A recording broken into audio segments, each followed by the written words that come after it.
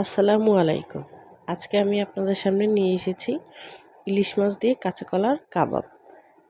আমি প্রথমে কাঁচা পেঁয়াজ কুচি, কাঁচা পেঁয়াজের বেরেস্তা, কয়েক 3 পিস কাঁচামরিচ কুচি, 1 পিস লেবু, ধনিয়া গুঁড়া, তারপরে হচ্ছে আপনার গরম মশলার গুঁড়া, একটা ডিম, এগুলো সব নিয়েছি। কাঁচা কলা সিদ্ধ করে মাছটাকে কাটা ছাড়িয়ে একসাথে মেখে নিচ্ছি। তারপরে এখন আমি দেব ধনিয়া পাতা কুচি, তারপরে দেব কাঁচা পেঁয়াজ, কাঁচা মরিচ কুচি, তারপর কাঁচা পেঁয়াজ কুচি, এখন দেব পেঁয়াজের বেরেস্তা। এগুলো আমি একসাথে মেখে নিচ্ছি। তো আসলে এগুলো আমি কোনো পরিমাণ হিসেব করে নিইনি, চোখের অনুমানে নিয়েছি। আপনারা আপনাদের ইচ্ছে মতো সুবিধা মতো নিতে পারেন। তা এখন আমি একটু লবণ অ্যাড করে দিচ্ছি। তারপর এগুলো আগে থাকতে একটু একসাথে মিক্সড করে নিলে ভালো হয়। একটু লেবু দিব, 1 পিস নিয়েছি লেবু। সব কিছুই আসলে আমি আমার অনুমান মতো নিয়েছি। আপনাদের অনুমান মতো আপনারা পরিমাণ মতো নিলেই হবে।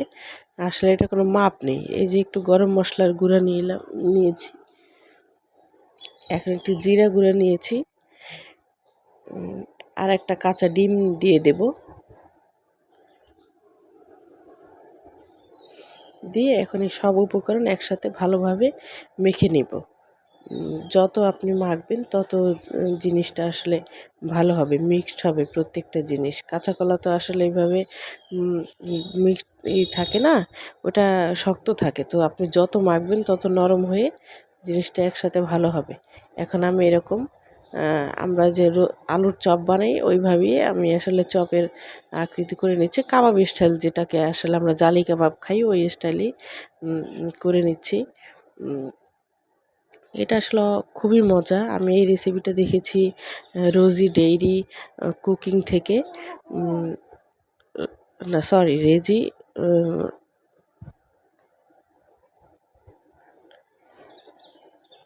রোজি কুকিং ডেইরি থেকে দেখেছি। সরি, আসলে আমি প্রথম ভিডিওতে ভয়েস দিচ্ছি, তো ভুল হলে আপনারা ক্ষমা সুন্দর দৃষ্টিতে দেখবেন। এরপরে আমি সব একসাথে চপ করে এখন কাঁচা ডিমের মিশ্রণ সাথে আবার ওই চপটি ডুবিয়ে এখন আমি তেলে ভেজে নেব। মৃদু আছে আসলে আমি ভেজে নিয়েছি, বেশি হাই হিটে দেইনি, লো রাখিনি, মিডিয়ামভাবে আসলে ভাজা।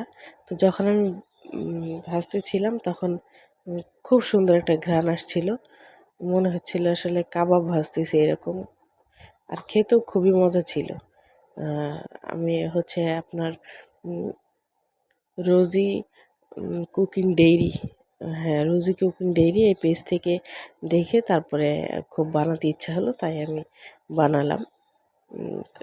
খুবই মজা হয়েছে, খুবই মজা। তো আর ভাজার পরে কালারটা খুব সুন্দর এসেছিল, খেতেও খুব টেস্ট ছিল।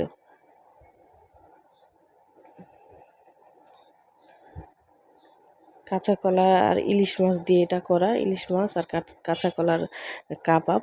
তো খাওয়ার সময় বোঝাই যাচ্ছিল না আসলে কাঁচা কলা আর ইলিশ মাছ ছিল, মনে হচ্ছিল যে গোস্তের কোনো একটা খাবার, জালি কাবাব টাইপের।